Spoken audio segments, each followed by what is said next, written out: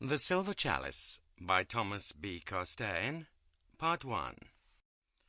Copyright 1952 by Thomas B. Costain.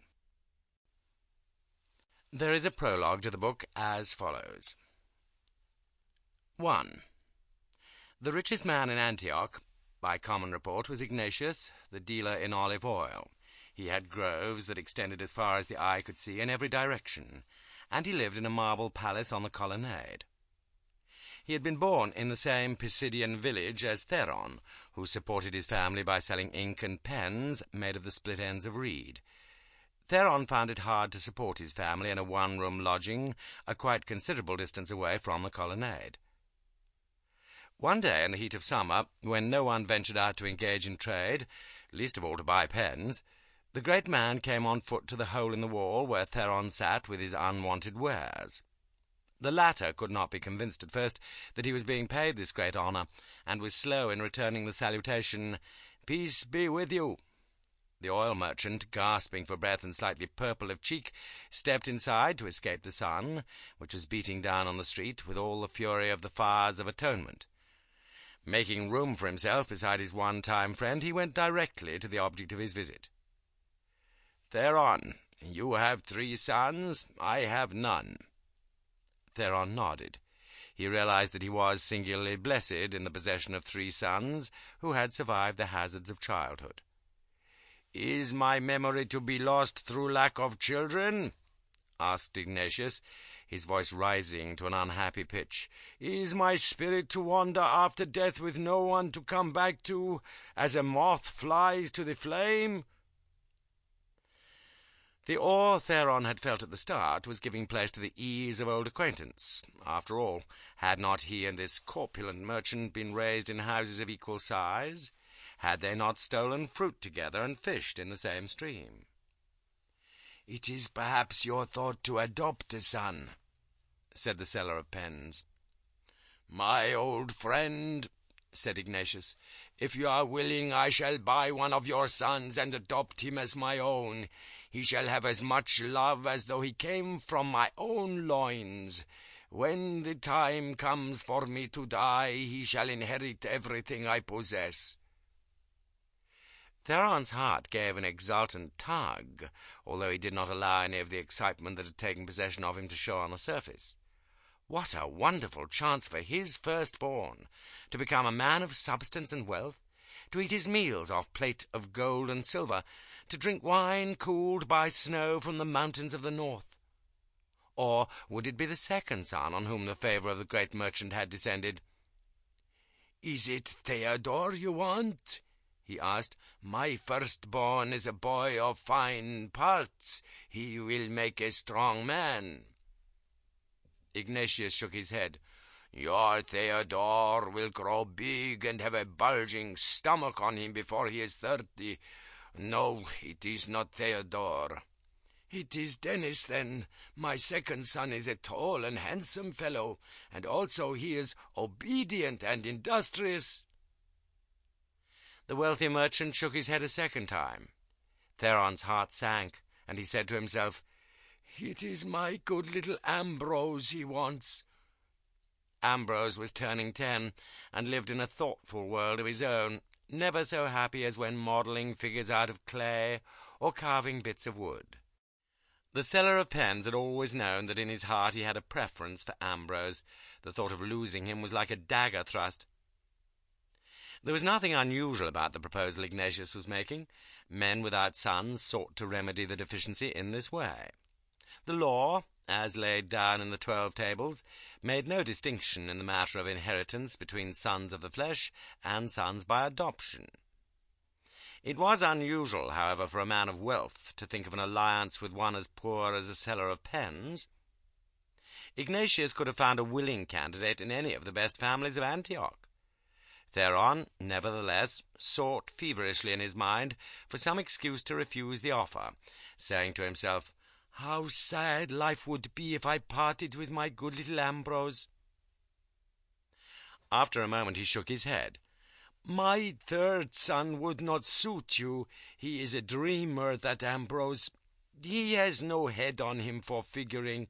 Oh, he is a fine boy, and I am overly partial to him, but I can see his faults as well as his good points.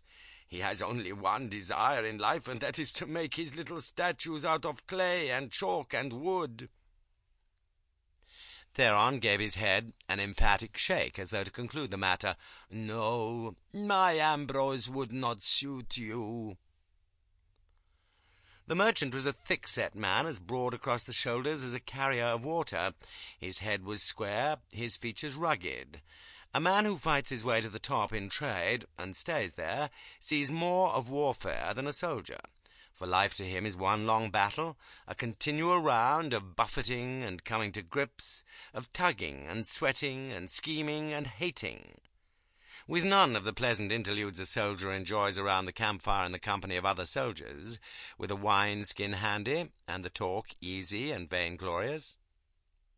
Ignatius carried no scars on his body, but if it had been possible to hold up his soul for inspection like a garment, it would have been revealed as a thing of black bruises and scars, ridged and welted and as calloused as a penitent's knee. He leaned forward and placed a hand on the forearm of the seller of pens. If the latter had not been so concerned with the threat to his own happiness, he might have detected a note of supplication in the attitude of the great man. "That friend of my youth is why I want him." Ignatius drew his brows into a troubled frown, because the need had now been reached of explaining himself, and he doubted his ability to do so adequately. The Greek nation was great when it had artists to make figures of marble and build beautiful temples of stone. It had men who wrote noble thoughts and who told the history of our race in glowing words. Is it not so?" Theron nodded. "It is so." This was the thought that consoled him when troubles gathered around his head, when no one wanted to buy pens, and the mother of his 3 sons railed at him as a good-for-nothing. "But now," went on Ignatius, "we are traders, we are dealers in cattle and corn and ivory and olive oil. Coin has become the language of the world's trade. I suppose that when people think of Greece today, they think first of men like me." His eyes, usually so withdrawn and shrewd, had taken fire. "That is wrong, my Theron, and it must be changed. Greece must produce thinkers and tellers of stories and great artists again, and it is in my power and that of men like me to bring this about." Theron was listening and watching with amazement. Could this be Ignatius talking, the man most feared in the markets and counting-houses and along the waterfront, where the warehouses were so thick they cut off all view of the shipping at the wharves? "When I die," went on the merchant, with a hint of pride in his manner, "there will be a great fortune to pass on. There will be no need for those who follow me to go on accumulating money and possessions.